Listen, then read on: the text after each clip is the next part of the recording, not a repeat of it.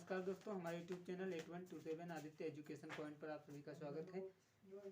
आज हम आपके लिए लेकर आए हैं यूपी टेट हिंदी सब्जेक्ट का वर्ड टॉपिक शुरुआत का, जो हिंदी की शुरुआती क्लास रहेगी। और आपका टॉपिक रहेगा वर्ड। वर्ड से हम हिंदी की शुरुआत करेंगे, क्योंकि वर्ड से ही भाषा की शुरुआत होती है। जानेंगे हम वर्ड क्या होते हैं। वर्ड के बाद हम स्वर जानेंगे क्या होते हैं, स्वर कितने प्रकार के होते हैं। व्यंजन जानेंगे, व्यंजन कितने प्रकार के होते हैं। सभी चीज़ें आज इस वीडियो के माध्यम से हम जानेंगे। तो चलो दोस्तों, शुरू करते हैं कि आज का टॉपिक क्या है, वर्ड। आप सभी जानते हैं वर्ड क्या होता है। वर्ड के विषय में एक संस्कृत का वाक्य है, ना छरत इति अक्षरा। ना छरत इति अक्षरा माने जो अक्षर होता है, वर्ड को अक्षर भी कहते हैं। अक्षर का मतलब अक्षर माने, क्षर माने होता है नाश। जिसका नाश ना हो वो होता है, जिसका जो अनासवान हो उसे हम वर्ण कहते हैं। अनासवान को ना छरत इति अक्षरा माने जिसका कभी नाश ना हो उसे हम वर्ण कहते हैं हिंदी भाषा में। और दूसरी भाषा में हम ये भी कह सकते हैं कि जिस वर्ण के हम खंड खंड ना कर सकें, अखंड जो होता है उसे हम वर्ण कहते हैं। यह वर्ण को हम दो भागों में बांटते हैं। किसी मान के चलिए शब्द का वह खंड जिसे खंड खंड ना किया जा सके वर्ण कहलाता है। और हिंदी भाषा में 52 वर्ण हैं, आप सभी जानते हैं। तो वर्ण को हम दो भागों में बांटते हैं। एक आता है आपका, पहला आता है प्रस्वर, और दूसरा आता है व्यंजन। स्वर क्या होते हैं, स्वर से हम शुरुआत करेंगे। स्वर क्या होते हैं, स्वर के विषय में एक संस्कृत का वाक्य है, स्वयं राजन्ते इत स्वरा। स्वयं राजन्ते इत स्वरा का मतलब होता है, वर्ड में क्या होता है, वर्ड में होता है ना छरत इति अक्षरा माने ना छरत इति अक्षरा, ना छरत इति अक्षरा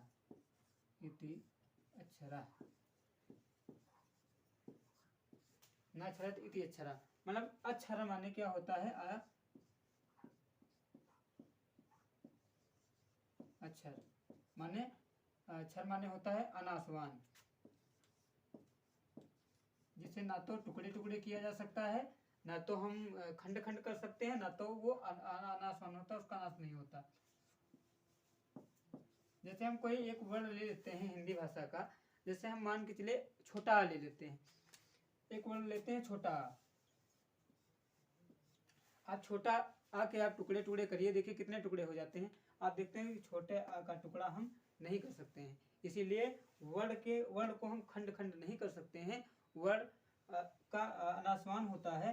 इसे आप जब कभी डिस्क्राइब करेंगे तो इस संस्कृत के सूत्र से आप डिस्क्राइब कर सकते हैं, ना छरत इति अक्षरा। इसको मतलब इसका क्षरण नहीं होता। उसके बाद हम शुरू करते हैं, अगला क्या है आपका स्वर। स्वर शुरू करते हैं। स्वर में आप जानेंगे स्वर कितने प्रकार के होते हैं, सभी स्वर जानेंगे। स्वर क्या रहेगी, स्वर स्वर स्वर स्वर के बारे में है, स्वयं राजन्ते इत स्वरा।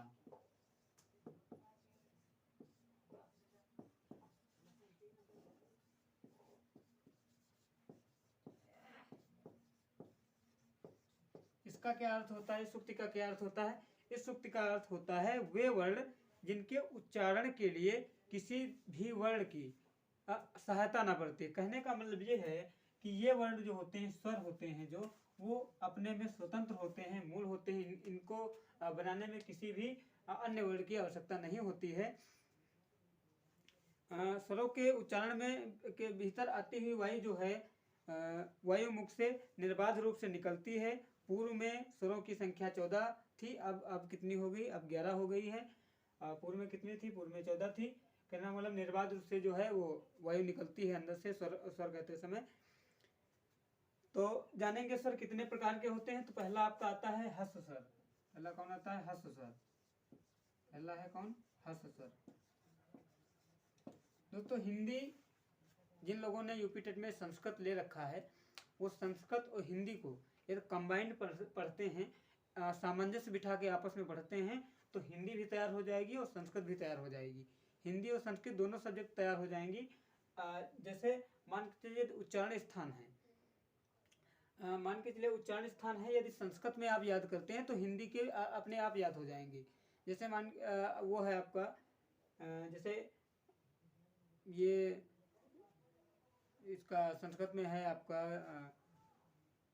कोई एरच वगैरह है जो वो उसमें आ जाएगा। अब चलते हैं, कौन था हस्व स्वर था, हस्व स्वर में कौन कौन आता है? हस्व स्वर में आते हैं, हस्व स्वर का मतलब है जिनमें एक मात्रा का प्रयोग या उनको उच्चारण करने में मतलब हल्की हल्की एक मात्रा का प्रयोग हो। जैसे जैसे कौन है छोटा, तो आ को जब बोलते हैं क्या कहते हैं उसके बाद क्या होता है छोटी, इसके उच्चारण में भी क्या होता है ई, उसके बाद क्या है छोटा ऊ, उसके बाद क्या है, उसके बाद है अ ई उ और रे। संस्कृत में क्या होता है, संस्कृत में और एक पढ़ा जाता है लरा, ठीक। तो इसमें कितने होते हैं? 4 होते हैं, अ ई उ और रा। ये कितने हैं आपके? ये कौन है आपके? ये हस्व स्वर हैं। हस्व स्वर में क्या होता है, इनके उच्चारण में एक मात्रा का समय लगता है। और उसके बाद अगला स्वर आता है आपका दीर्घ स्वर।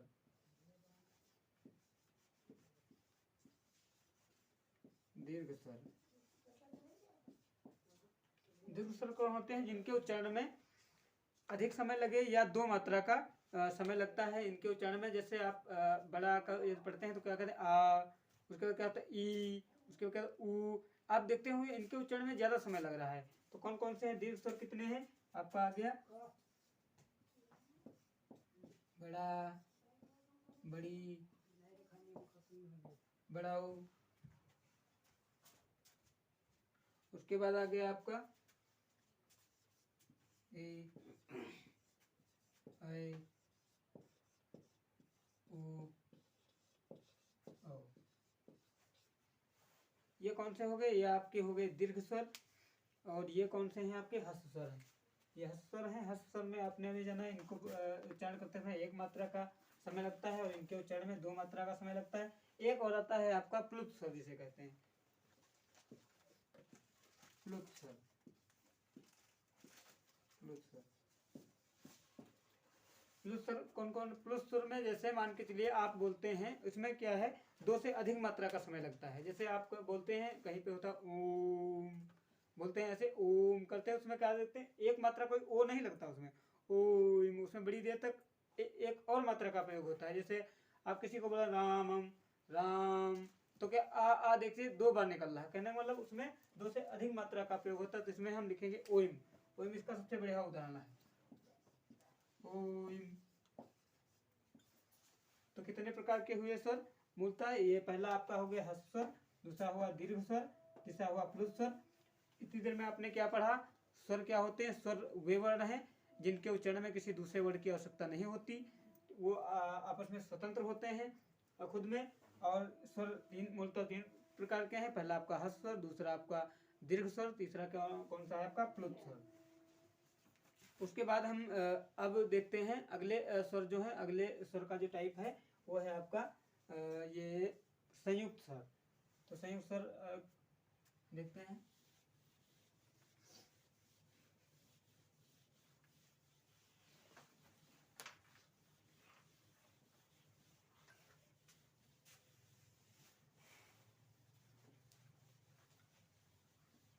अगला कौन सा है आपका? संयुक्त स्वर।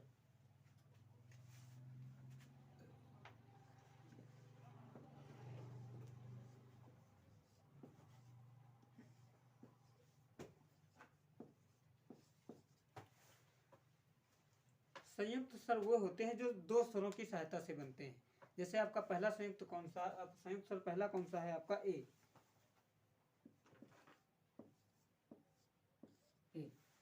एक किन स्वरों से मिलकर बनता है? आ और ई से। अ प्लस ई, क्या बनेगा ये? आ और ई मिला के क्या बनता है? ए। उसके बाद दूसरा आपका संयुक्त स्वर कौन सा होता है? आए।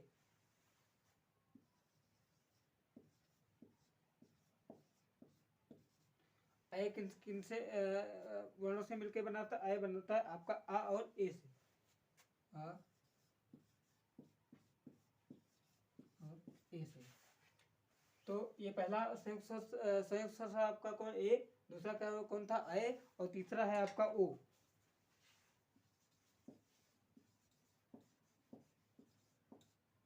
तीसरा है आपका ओ। तीसरा ओ बनता है आ प्लस ऊ से, आ प्लस ऊ से। और आपका चौथा है जो वो है आओ। चौथा संयुक्त स्वर है आओ, जो बनता है आ और औ से। तो संयुक्त स्वर कौन होते हैं? जो दो स्वरों की सहायता से या दो स्वरों को मिलाकर बनते हैं। क्या है? जैसे आपका पहला कौन सा, ए, आए, ओ, आओ, ये कौन से हैं? ये संयुक्त स्वर हैं। ये पेपर की यूपी टेट परीक्षा के जैसे बहुत ही महत्वपूर्ण है, स्वर में आते हैं यूपी टेट परीक्षा में। और उसमें कोई दो स्वर दे देगा मान के चलिए, और उसमें एक ये भी दे देगा, और आपको वही लगाना होगा कौन सा स्वर है। या फिर ऐसा दे देगा, ये पूरा दे देगा आ प्लस ए, ये पूरा आपका। तो चारों आपके संयुक्त स्वर आपको याद रखने हैं, परीक्षा की दृष्टि से बहुत महत्वपूर्ण है। उसके बाद अगला टाइप आता है आपका स्वरों। स्वरों के लिए भी क्या है? जिह्वा की ऊंचाई के आधार पर स्वर। जिह्वा की ऊंचाई के आधार पर स्वर कितने प्रकार के होते हैं हम जानेंगे, जिह्वा की ऊंचाई के आधार पर।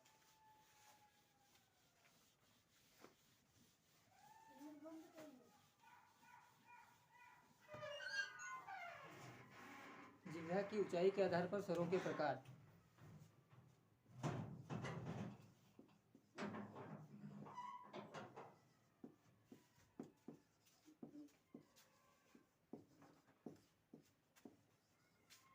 जिह्वा की ऊंचाई के आधार पर स्वरों के प्रकार।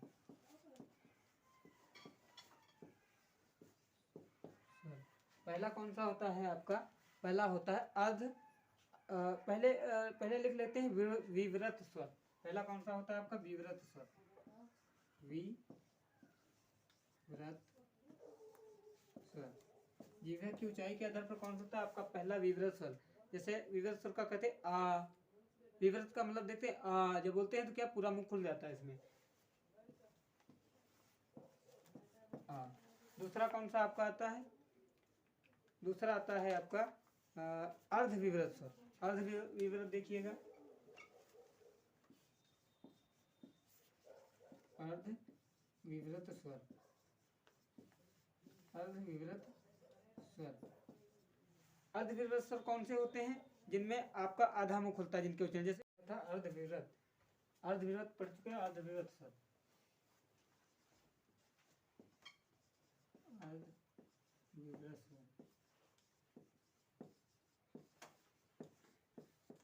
अर्धविवृत स्वर। अर्धविवृत स्वर कौन से होते हैं आपका? जैसे ए, आओ और अ, जिसमें आधा मुंह खुलता है। ए,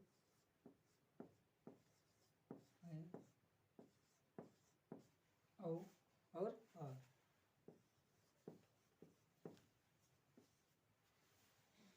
उसके बाद आता है समृत स्वर, जिसमें मुंह खुलता है हल्का सा, जैसे ई। समृत स्वर।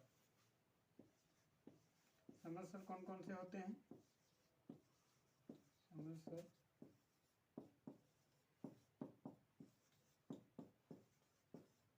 ये कौन से हो गए आपके? समृत स्वर। उसके बाद आता है आपका अर्ध समृत स्वर।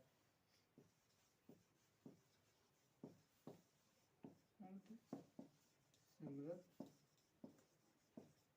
अर्ध समृत स्वर। अर्ध समृत स्वर कौन से आपका? ए हुआ और ओ। ए और ओ।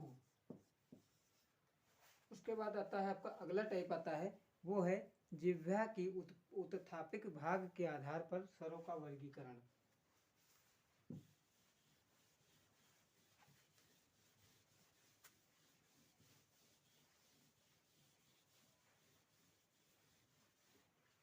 जिह्वा की उत्थापिक भाग के आधार पर।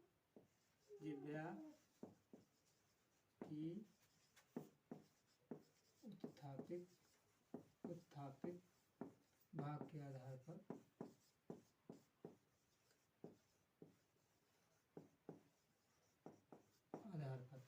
कौन सा होता है? एक होता है आपका अग्रस्वर, होता है अग्रस्वर।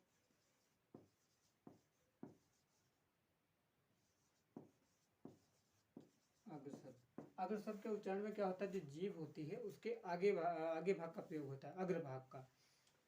अग्रस्वर को में होता है जो जिह्वा होती है उसके अग्रभाग का प्रयोग होता है। जैसे आपका हुआ मान के चलो ई, और छोटी ई, बड़ी ए और आए। इसमें क्या होता है देखते हैं आप, जिह्वा का आगे वाला भाग काम आता है, उच्चारण करने में वो प्रयोग होता है। छोटी, बड़ी, ए और आए। अगला टाइप आता है आपका, वो होता है पश्च स्वर। अगला क्या आता है? पश्च स्वर। पश्च स्वर। पश्च स्वर आपके को वे होते हैं जिनमें जिह्वा के पिछले हिस्से का प्रयोग होता है उच्चारण में। कौन से पिछले हिस्से का? जैसे आपका हुआ बड़ा, बड़ऊ। ऐसे आप जब इन वर्णों का उच्चारण करते हैं देखते हैं जिह्वा का पीछे वाला हिस्सा प्रयोग में आता है। जैसे आपका हुआ बड़ा,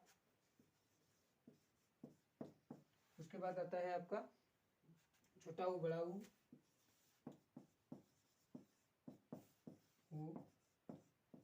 और आओ।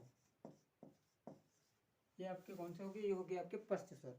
उसके बाद आता है आपका एक केंद्रीय स्वर, केंद्रीय मध्य स्वर, इसे हम मध्य स्वर कह लेते हैं। मध्य स्वर, मध्य स्वर या केंद्रीय भी कहते हैं इसे, केंद्रीय स्वर। ये आता कौन सा होता है? एक होता है छोटा। इसमें इससे क्वेश्चन बहुत बनते हैं। केंद्रीय स्वर कौन सा है पूछेंगे, मध्य स्वर कौन सा, तो कौन सा है आपका? ये है छोटा।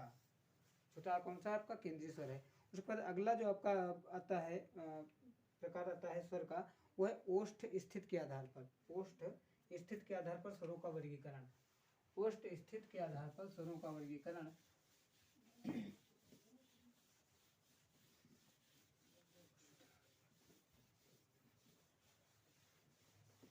अगला कौन सा है आपका? ओष्ठ की स्थिति के आधार पर। ओष्ठ स्थित के आधार पर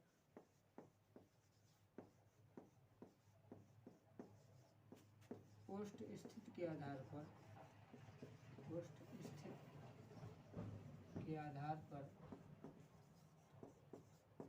पर स्वर। इसके आधार पर कौन सा होता है? एक होता है आपका वर्तुल स्वर। पहला कौन सा होता है आपका? वर्तुल स्वर। वर्तुल स्वर।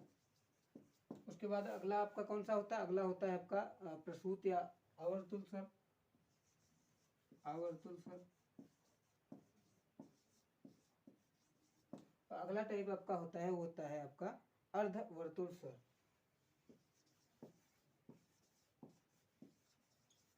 अर्ध वर्तुल स्वर।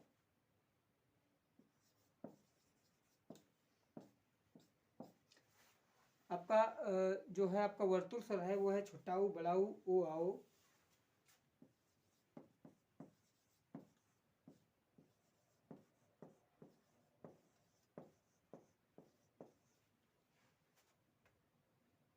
और छोटी बड़ी ए आए।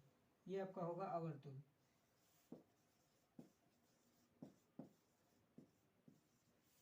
और आपका जो आखिरी है आपका अर्धवर्तुल स्वर, वो है बड़ा। अर्धवर्तुल वर्तुल स्वर आपका बड़ा, ये भी एग्जाम में बहुत पूछा जाता है। ये थे आपके ओष्ठ स्थिति के आधार पर स्वरों का वर्गीकरण। एक इसमें और आता है। उसके बाद अगला टाइप जो है उच्चारण स्थान के आधार पर स्वरों का वर्गीकरण। उच्चारण स्थान के आधार पर स्वरों का वर्गीकरण आप देखेंगे। नेक्स्ट टॉपिक है आपका, नेक्स्ट टाइप है इसका स्वरों के वर्गीकरण का।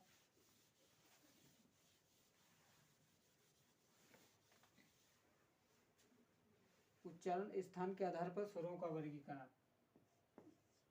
उच्चारण स्थान के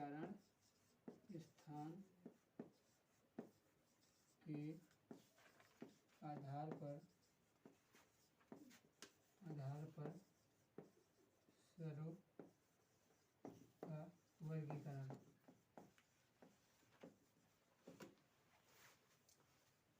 उच्चारण स्थान के आधार पर पहला आपका होता है, आप समझ जानते हैं, कंठ व्यंजन, कंठ स्वर होता है।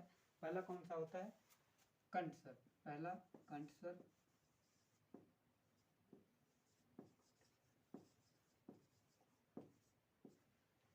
एक सूत्र होता है संस्कृत में। संस्कृत में जब आप वर्णों के उच्चारण स्थान पढ़ेंगे तो उसमें एक सूत्र होता है, अकुह विसर्जनीय नाम कंठा। माने अ, उसके बाद उसमें उदित होते हैं का, जैसे आपका ये हिंदी में वर्ग होते हैं, का वर्ग और पा वर्ग और ता वर्ग, ऐसे होता है उसमें अकुह विसर्जनीय नाम कंठा। मतलब का है आ, छोटा आ होता है, तो इसमें कौन सा आता है आपका कंठ व्यंजन में या कंठ स्वर में छोटा आ। और क्या आते हैं आपके इसमें विसर्ग आते हैं।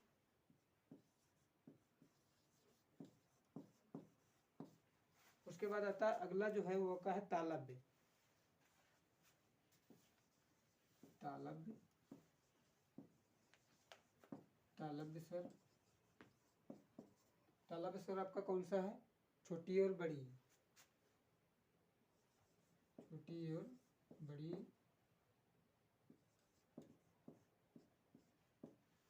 उसका अगला जो आपका टाइप है वो है आपका मूर्धन्य और ओष्ठ। मूर्धन्य, मूर्धन्य स्वर और अगला है आपका ओष्ठ स्वर। ओष्ठ स्वर। और एक आपका लास्ट बचता है, 4 हो गए, आता है दंत स्वर।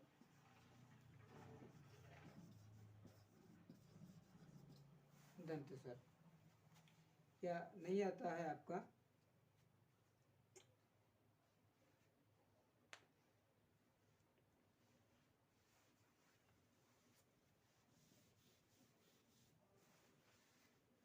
अब इसमें देखते हैं हम आपका मूर्धन्य स्वर आपका कौन सा है। एक तो आपका मूर्धन्य ऋतु रसायन मूर्धा होता है संस्कृत में, तो एक तो री आता है मूर्धा में।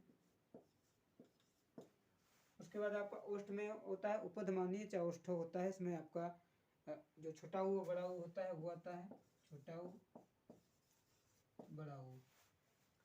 उसके बाद आता है अगला टाइप जो है वो है कंठ और तालव्य दोनों, कंठ तालव्य दोनों, माने कंठ भी होता है वो तालव्य भी होता है। वो कौन सा आता है आपका छोटा ऊ बड़ा ऊ ए आई, ए और आई। आपने संस्कृत में एक सूत्र सुना होगा रेतो ए देतो कंठ तालु होता है, तो इसमें ए और ये कौन सा है आपका, ये है आपका कंठ है, कंठ में। उधर आपका है अनुनासिक।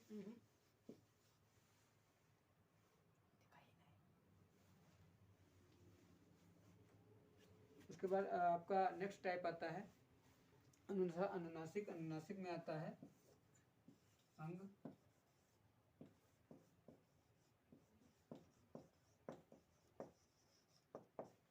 उसके बाद आता है आपका अनुस्वार।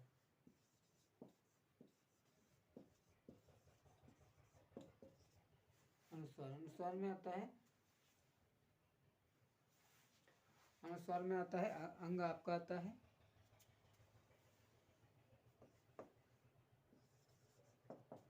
ये आप पढ़ रहे थे उच्चारण स्थान के आधार पर स्वरों का वर्गीकरण।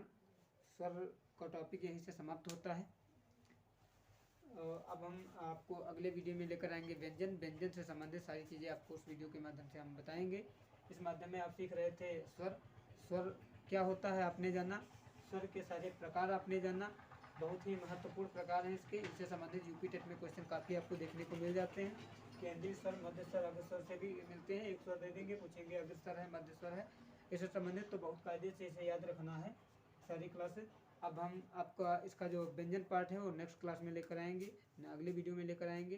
तब तक के लिए धन्यवाद। यदि हमारे आप चैनल पर नए हैं तो हमारे चैनल को सब्सक्राइब करिए, वीडियो को लाइक शेयर और कमेंट करिए। धन्यवाद।